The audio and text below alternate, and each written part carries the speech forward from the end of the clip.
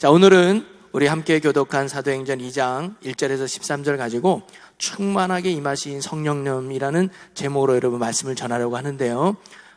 여러분 혹시 공과책 가지고 계신 분이 계십니까? 속회공과. 예, 있는 분. 선물은 없어요. 그냥 제가 손 들어보는. 자, 그러면은 여러분들에게 좀 유리할 수 있는데, 여러분 2019년 속회공과 큰 주제가 뭔지 혹시 아십니까? 큰 주제. 속회공과의 큰 주제. 제목이 있어요, 제목.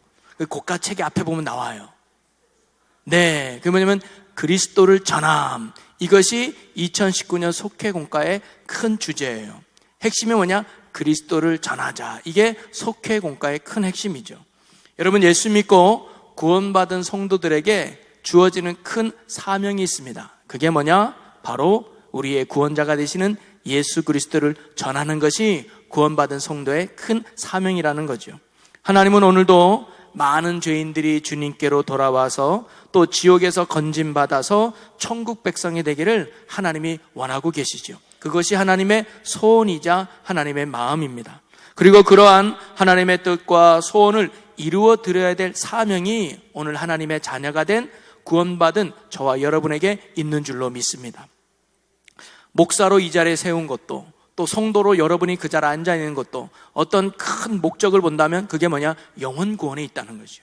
내가 목사의 직임을 받은 것은 내 배를 채우고 사람들에게 인정받는 것이 아니라 이 자리를 통해서 영혼을 구원하고, 여러분이 권사나 장로나 집사나 성도로 이 자리에 있는 거 먼저 예수 믿은 것도 복받기 위해서가 아니라 그 이면에는 우리가 먼저 구원받은 이 기쁨을 가지고 아직도 구원받지 못하는 영혼들에게 복음을 전하는 사명이 바로 우리에게 있는 줄로 믿습니다. 그리고 그 영혼 구원의 시작은 무엇으로부터 출발하느냐? 그리스도를 전하는 것부터 시작된다는 거죠. 로마서 10장 14절에 보면 그런즉 그들이 믿지 아니하는 이를 어찌 부르리요? 듣지 못한 이를 어찌 믿으리요? 전파하는 자가 없이 어찌 들으리요?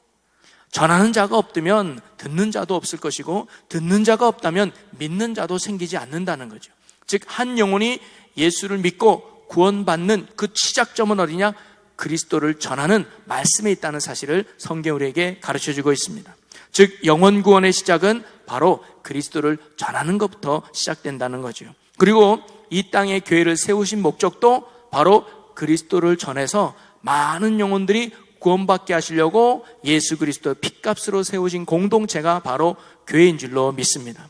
그래서 올 한 해는 감리교인들이 구원받은 성도로서 가정에서, 직장에서, 또는 삶의 터전에서 나만 예수 믿고 구원받은 걸로 끝나는 것이 아니라 내가 만난 예수, 내가 만난 그리스도, 내가 만난 하나님을 다른 사람들에게 전함으로 말미암아 그들도 구원받는 자로 만들고자 하는 감리교인들의 목적이 바로 이 속회공과에 담겨져 있는 것이죠. 그래서 이 속회공과는 큰 흐름이 있었죠. 처음에는 뭐냐면 하나님에 대해서 배웠어요. 그 다음에 두 번째는 우리 지난주까지 예수님에 대해서 배웠어요. 그리고 오늘부터는 누구에 대해서 배우느냐? 성령님에 대해서 함께 나눠보는 거예요. 우리가 하나님을 알고 예수님을 알고 성령님을 알고 그분을 경험할 때 우리는 이 땅에서 온전한 복음 전거자의 삶을 살게 될 줄로 믿습니다. 우리가 오늘 사도행전 2장 말씀을 읽었는데요, 사도행전은 다른 말로 교회 행전이라고도 말합니다. 즉, 이 땅의 교회가 어떻게 세워지고 시작되었는지, 그리고 그 교회가 어떻게 확장되었는가를 보여주고 있는 말씀이 사도행전이죠. 교회는 다른 말로 하면 뭐라고 말할 수 있는가? 예수 믿는 자들의 모임, 예수 믿는 자들의 공동체, 다시 말해서 구원받은 자들의 공동체를 우리는 교회라고 말할 수 있습니다. 그러면 이러한 교회가 어떻게 시작되게 됐는지, 그리고 이러한 교회가 어떻게 확장될 수 있었을까? 바로 그 사역의 중심에 누가 계시느냐? 바로 성령님이 계시다는 거죠. 그것을 바로 사도행전이 우리에게 가르쳐주고 있습니다.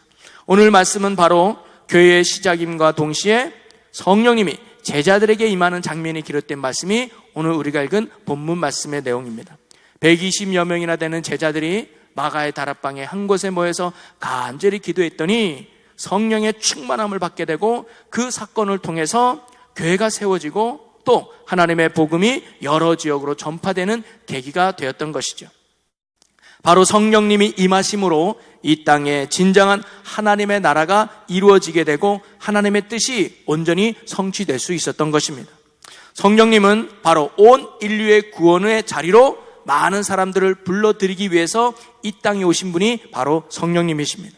예수님이 승천하신 후에 제자들은 침체되어 있었습니다. 그래서 몰래 숨어 있기도 하고 또는 모든 삶의 희망을 잃어버려서 그냥 고향으로 돌아가서 물고기나 잡으려고 했던 제자들이었습니다. 그런데 이런 제자들이 오늘 사도행전 2장에 성령의 충만함을 받은 뒤에는 용기가 생겨서 담대하게 예수를 전하는 복음 전도자의 생활을 하게 됩니다. 그리고는 예수님의 말씀대로 성령의 역사를 통해서 구원의 열매가 많이 맺어지게 되고 이 땅에 점점 하나님의 나라가 견고하게 세워지게 되지요. 성령은 그때처럼 지금도 사람을 감동시켜서 하나님의 일을 하시는 분이 바로 성령님이십니다. 그래서 오늘은요, 왜 우리가 성령 충만함을 받아야 되는가, 이 내용을 가지고 세 가지의 제목을 가지고 함께 나눠보려고 합니다. 왜 우리가 성령 충만함을 받아야 되는가, 그 첫 번째 이유를 우리 같이 한번 읽어보겠습니다. 시작. 성령 충만은 주님의 약속이기 때문입니다. 이 말은 뭐냐면 성령 충만함을 받으라는 것은 주님의 약속이에요. 약속은 어떻게 보면 명령이기도 합니다. 즉 성령 충만은 우리가 기독교인으로 또는 하나님의 자녀로 받아도 되고 안 받아도 되는 선택의 문제가 아니라 반드시 받아야 될 필수 조건임을 말씀하고 있는 것이죠. 예수님은 승천하시기 전에, 그러니까 예수님께서 부활하신 후에 이 땅에 40일 동안 계셨잖아요. 40일 동안 계시면서 제자들에게 하나님 나라도 선포하시고 또 성령이 임할 것을 약속하셨어요. 그게 사도행전 1장 4절 5절에 나옵니다. 한번 4절 5절을 우리 다 같이 한 목소리로 함께 봉독해 보겠습니다.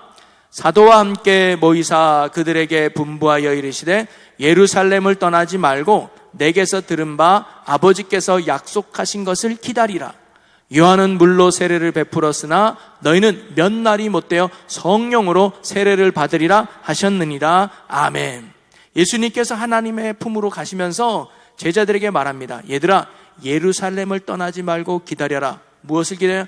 내가 성령을 보낼 것을 약속할 테니 성령이 임하기를 기다려라 라고 예수님이 말씀하신 거예요. 그래서 그 예수님의 말씀을 믿고 제자들이 성령을 기다리면서 모이는 데 힘쓰게 됐죠. 바로 이 성령님은 주님의 약속이자 동시에 반드시 받아야 될 것을 말씀하신 것입니다. 자, 제자들이 예수님이 승천하신 후에 며칠이 지나냐? 열흘이 지나요. 그날을 오순절이라고 하죠. 여러분, 6월절부터 50일을 지난 날을 오순절이라 그래요. 근데 예수님이 며칠 계셨다고요? 40일을 계신 후에 열흘 다음에 오순절이 되잖아요. 오늘 2장 1절에 보니까 오순절 날이 이름에 그들이 다 같이 한 곳에 모였더니, 오순절이었기 때문에 모이다기보다는 오순절까지 모였던 거예요. 왜 모였을까요? 이들이 뭐예요? 성령이 오신 것을, 성령님을 보내주실 것을 약속을 믿고 이들이 뭐예요? 매일매일 같이 모인 거예요. 언제 성령을 준다는 약속은 안 했어요. 야, 이틀 만에 줄게, 3일 만에 줄게, 일주일 만에 줄게, 언제 준다고는 하지 않았어요. 단순히 오실 때까지 기다려요. 그래서 제자들 아마 매일매일 같이 모였을 거예요. 여러분, 모여서 뭐 했을까요? 고스톱 쳤을까요? 모여가지고 짝짝꿍? 아니요, 기도했겠죠. 주님이 약속하신 성령을 우리에게 보내주시옵소서. 성령님 사모합니다. 성령님 우리에게 임하여 주옵소서. 그들은 주님이 약속하신 성령을 뜨겁게 기도하면서 간절히 기다렸던 것이죠. 그랬더니 오순절날 어떤 일이 일어납니까? 급하고 강난 바람과 같은 성령 충만함이 그곳에서 기도했던 제자들에게 임하게 됩니다. 그리고 그 후에 그들은 바로 주님의 몸된 교회를 세우는 충성된 일꾼으로 쓰임받게 되죠. 사도행전은 아까 제가 교회행전이라 그랬잖아요. 교회행전은 다른 말로 말하면 또 하나 성령행전이라고 말할 수 있습니다. 즉 교회가 세워지는 그 중심에는 바로 성령님이 계셨다는 것을 가르쳐주고 있는 것이죠. 이처럼 성령이 우리에게 임하시는 것은 바로 주님의 약속함으로 말미암아 받는 것입니다. 이는 누구든지 성령을 받을 수 있고 또 누구든지 성령을 받아야 한다는 사실을 예수님이 말씀하신 것이죠. 제가 다시 말씀드리면 성령은 받아도 되고 안 받아도 되는 선택의 문제가 아니라 우리가 그리스도라면 반드시 받아야 되는 게 바로 성령 하나님이신 줄로 믿습니다. 그렇다면 왜 우리 주님께서는 성령을 꼭 받으라고 말씀했을까요? 왜 성령 충만함을 받으라고 말씀했을까요? 그것이 오늘 우리가 두 번째로 살펴볼 성령 충만을 받아야 될 이유입니다. 우리 두 번째 제목을 한번 같이 읽어보겠습니다. 시작. 일할 수 있기 때문입니다. 성령 충만해야 일할 수 있다는 거죠. 여러분, 우리는 지금 세상 속에 살아가고 있지만 세상에 속한 자들이 아닙니다. 어디에 속한 자들이에요? 하나님께 속한 자들인 줄로 믿습니다. 우리는 지금 세상을 따르는 자들이 아니라 바로 하나님을 따르는 자녀인 줄로 믿습니다. 그러기에 우리가 이 땅에서 세상 속에 살아가지만 세상의 일을 하는 사람이 아니라 세상 속에서 누구의 일을 하는 거예요? 하나님의 일을 하는 하나님의 백성인 줄로 믿습니다. 그럼 우리가 이 땅에서 하나님의 일을 함에 있어서 힘이 어디에 있느냐? 바로 성령 하나님께 있다는 것이죠.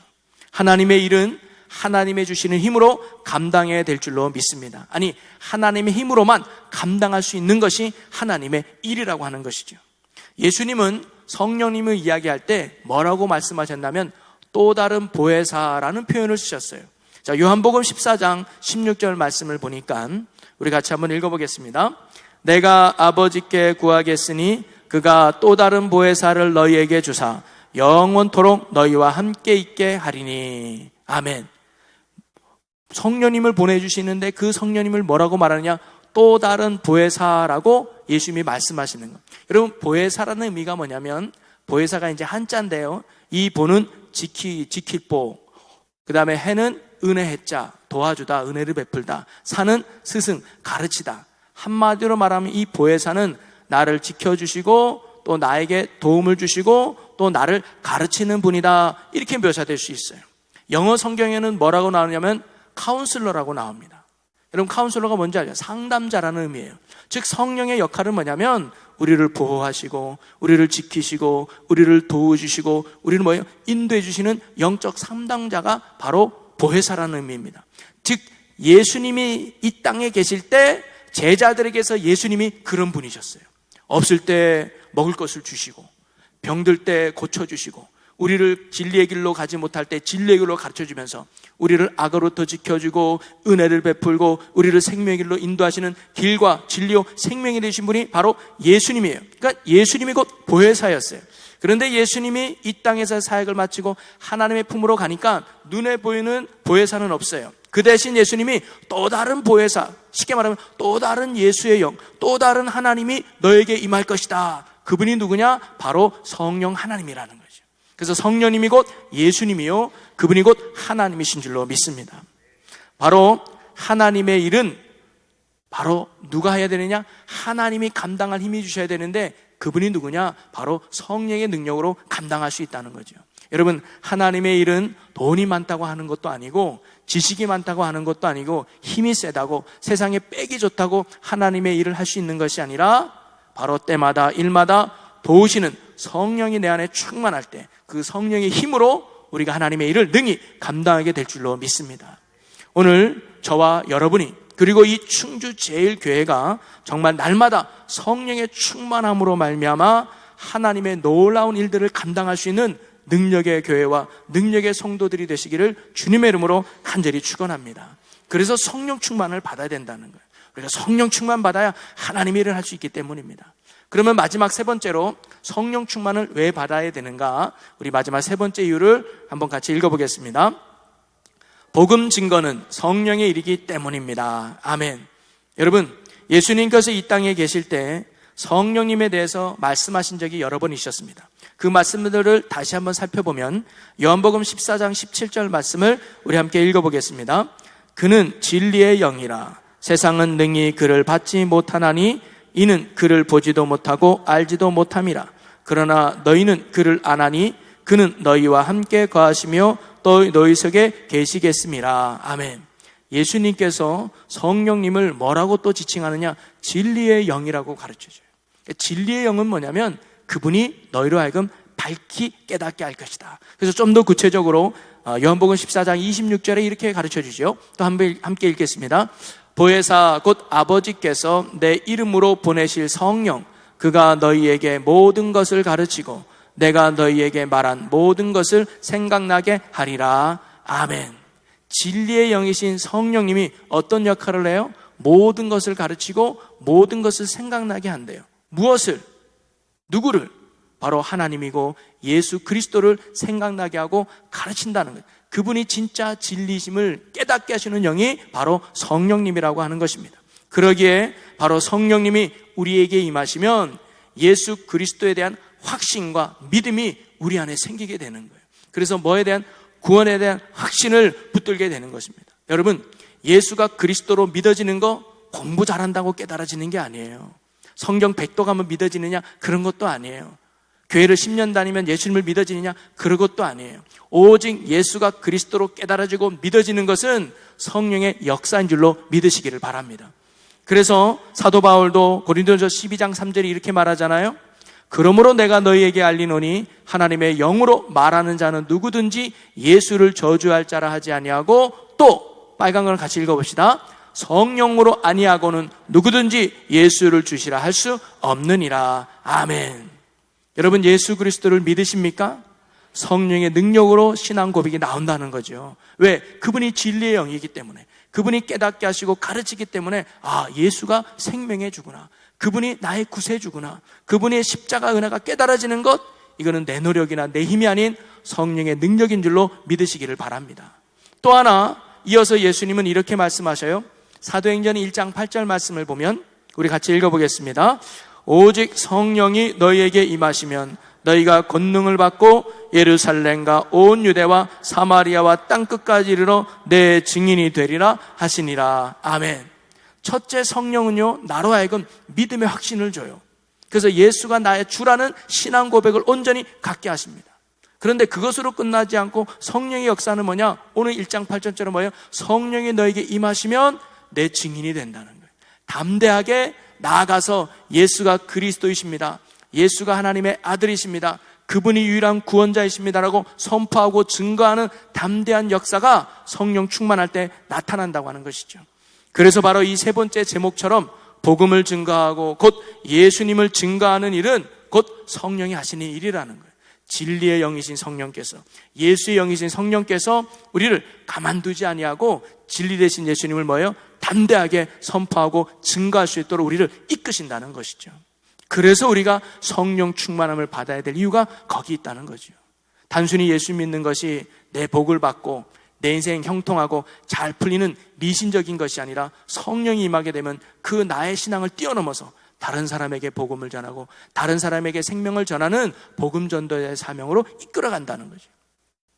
사도행전 4장 31절에 보면 빌기를 다음에 모인 것이 진동하더니 무리가 다 성령이 충만하여 담대히 하나님의 말씀을 전하니라. 성령이 충만하니까 담대히 하나님의 말씀, 예수가 그리스도이심을, 예수가 주인이심을 선포하고 증거하는 삶이 있다. 매를 맞아도, 외면을 당해도, 손가락질 당해도 포기하지 않고 담대히 전하는 복음 전도자가 되는 것이죠.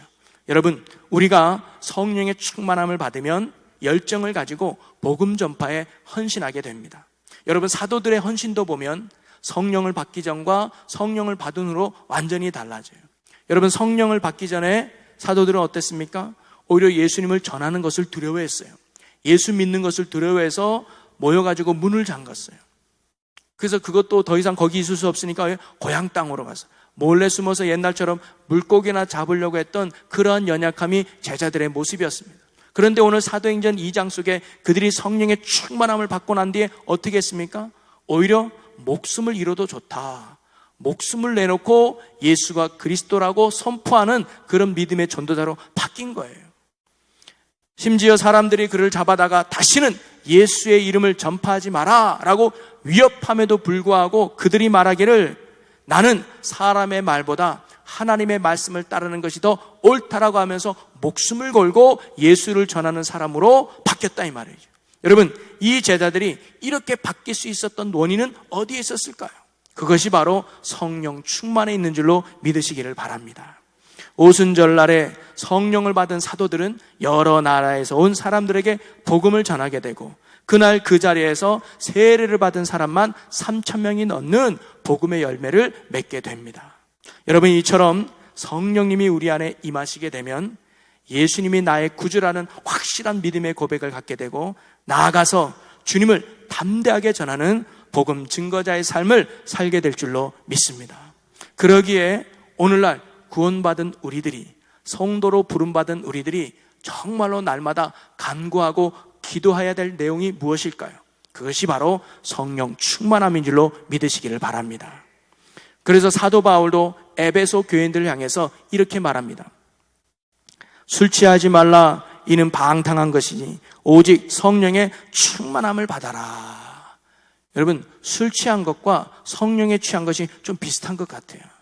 그래서 술 취해 보신 분 마음속으로 손만 드세요. 나는 술 취해 본 적이 있습니다. 여러분, 술 취한 것과 성령에 충만한 건 크게 두 가지가 비슷해요. 첫째, 나는 죽어요. 이게 술 취하면요, 이성이 마비가 돼. 생각이 안 나잖아요. 그리고 나와는 전혀 다른 행동이에요. 술이 이끄는 대로 가잖아요. 성령에 충만하면 나는 죽고 누구로 살아요? 예수로 살게 되는 거예요. 그래서 사도 바울이 이 두 가지를 비슷하게 비교하면서 말하는 거예요. 야, 성령에 술 취하지 마. 성령의 충만함을 받아. 그래서 너는 죽고 예수로 사는 삶을 살아. 그것이 바로 성령 충만 받으라는 사도 바울의 권면입니다. 자, 그런데 우리가 이 땅을 살아갈 때 성령 충만함을 받는 것에 대한 오해를 하는 경우가 있어요.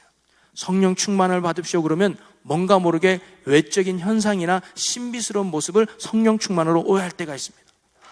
뒤로 막 넘어지거나, 또는 막 눈이 막 까닥해지거나, 또는 뭔가 막 이상한 말을 하거나, 이것이 꼭 성령 충만이라고 생각하는데, 그것은 성령이 우리에게 임재하시는 현상일 수 있지만 그것이 다 성령 충만함을 말하는 건 아닙니다. 진짜 성령 충만한 건 뭐냐면 바로 내 삶의 태도와 내 삶의 자세가 바뀌는 것이 성령 충만이에요. 즉 어떤 거냐면 내가 순종할 수 없는 상황 속에서도 순종할 수 있는 힘이 생기는 것이 성령 충만입니다. 기도할 수 없는 상황에 기도할 수 있는 자가 성령 충만한 사람입니다. 예배할 수 없는 자리에서 내가 예배 자리를 지킬 수 있는 믿음 있는 사람이 성령 충만한 사람입니다. 내가 사랑할 수 없는 사람에도 불구하고 그 사람을 내가 사랑해내는 것, 그것이 바로 성령 충만한 사람입니다. 예수를 전할 수 없는 그런 상황 속에서도 예수가 그리스도임을 담대히 증거하는 사람이 바로 성령 충만한 사람입니다. 오늘 저와 여러분이 이런 성령의 충만함으로 말미암아 믿음의 승리자가 되고 또 복음을 담대히 증거하는 자가 되고 이 땅에 사명을 감당해내는 믿음의 선한 일꾼들이 되시기를 주님의 이름으로 간절히 축원합니다. 여러분, 그렇다면 어떻게 성령 충만이 가능할까요? 여러분, 성령 충만 받고 싶지 않습니까? 저만 원하는가요? 여러분, 성령 충만 받아야 하나님 일을 하고요, 성령 충만 받아야 복음을 증거하게 되고요, 성령 충만 받아 승리하는 믿음의 삶 산다 그랬잖아요. 그럼 어떻게 하면 성령 충만할 수 있을까? 엿장수 마음이죠. 공식이 있는 게 아니에요. 일주일에 한 3번 기도하고 1년에 주일 예배를 90% 이상 참석해야 되고 성경은 매일매일 4장 이상씩 읽으면 딱 3년 반 때 성령 주겠다, 이런 게 아니라는 거죠. 이런 공식으로 성령 임하는 게 아니라 하나님의 때에 우리에게 임하게 될 줄로 믿습니다. 그래서 중요한 건 뭐냐면 주실 때까지 간구해야 돼요. 주실 때까지 구해야 돼요. 그게 우리가 할 수 있는 최고의 믿음이에요. 근데 성경에 보니까 성령이 임할 때가 있더라고요. 공식은 아니지만 그래도 그것을 참고해서 우리가 구해보자는 거지. 성령이 언제 임하느냐? 말씀을 들을 때 임해요. 여러분, 고넬료 가정에 하나님이 한 상을 줘서 베드로를 불러서 말씀을 들으라 그러잖아요. 왜? 그들은 하나님을 믿었지만 예수를 모르고 있었거든요. 그래서 베드로를 통해서 그 고넬료 가정에게 예수를 전하게 한 거예요. 그래서 베드로가 그 하나님의 부르심을 받아서 고넬료 가정을 통해서 예수의 복음을 전하고 하나님의 말씀을 전할 때 성령이 그들에게 임했다 그랬어요. 여러분, 말씀을 들을 때 성령이 임하는 줄로 믿으시기 바랍니다. 여러분, 설교를 들을 때도, 여러분의 집에서 성경을 읽을 때도, 카세트를 틀어놓고 뭐든지 말씀을 들을 때 성령이 여러분에게 임할 수 있다는 거. 그래서 말씀을 가까이 하는 여러분이 되시기를 바라고요. 두 번째는 안수할 때 성령이 임했어요. 갑자기 이름이 생각이 안 나는데 어떤 교회가 있었어요. 근데 그 교회가 예수님을 믿어요. 세례는 받았어요. 그런데 뭐예요? 성령은 받지 못했어요. 그래서 베드로와 요한이 사마리아네요. 빌립이 사마리아 교회에다가 이제 복음을 전해가지고 그들이 예수 믿고 회개하고 세례는 받았어요. 그런데 성령을 받지 못했어요. 그래서 베드로와 요한이 그들에게 성령 받지 못함을 알고 그들에게 뭐예요? 안수해줬다 그랬어요. 안수했더니 뭐예요? 성령이 그들에게 임했다는 거예요. 할렐루야. 여러분, 오늘도 주의 종들의 안수를 통해서 성령이 임할 수 있다는 거예요. 그건 주의 종의 능력이 아니에요. 하나님이 필요할 때 도구를 쓰셔서 여러분에게 성령이 임하는 줄로 믿으시기를 바랍니다.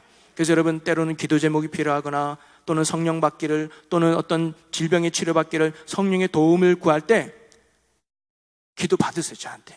제가 능력이 있는 게 아니라 부족한 종을 통해서 여러분에게 일할 수 있다는 거죠. 그게 믿음 아니겠습니까? 그럴 때 하나님의 성령이 여러분이 임하고 성령을 통해서 여러분의 질병이 치료되고 성령 충만함으로 사명 감당해 내는 것이죠. 그 다음에 세 번째는 언제 성령이 임하느냐? 제일 중요해요. 기도할 때 임한다는 거지. 간절히 간구할 때. 오늘 보니까 제자들과 120명의 성도들이 그 마가의 다래방에 모여서 뭐 했겠어요? 아까처럼 간절히 기도했던 거예요. 언제? 열흘 동안 그들은 정해진 시간을 가지고 모여가지고 뭐예요? 주님, 성령을 허락하여 주시옵소서. 약속하신 성령을 기대합니다. 이 성령이 임할 때 주님 복음 전한다고 하지 않았습니까? 저는 아직도 두렵습니다. 저는 아직도 예수를 전한다는 것이 걱정이 됩니다. 주님, 성령이 임하여 나도 사마리아 땅끝까지 복음 증거자가 되기를 원하오니 성령이 내게 임하여 주옵소서라고 뭐예요? 간절히 기도했어요. 기도하는 자에게 성령이 임하는 거예요.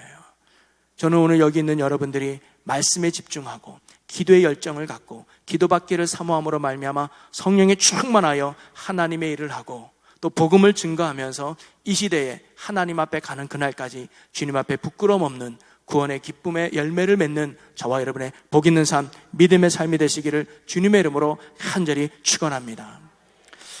사랑하는 성도 여러분, 예수님의 십자가의 은혜로 구원받아 하나님의 거룩화된 자녀가 된 우리들은 여전히 연약하고 부족함을 우린 인정해야 됩니다.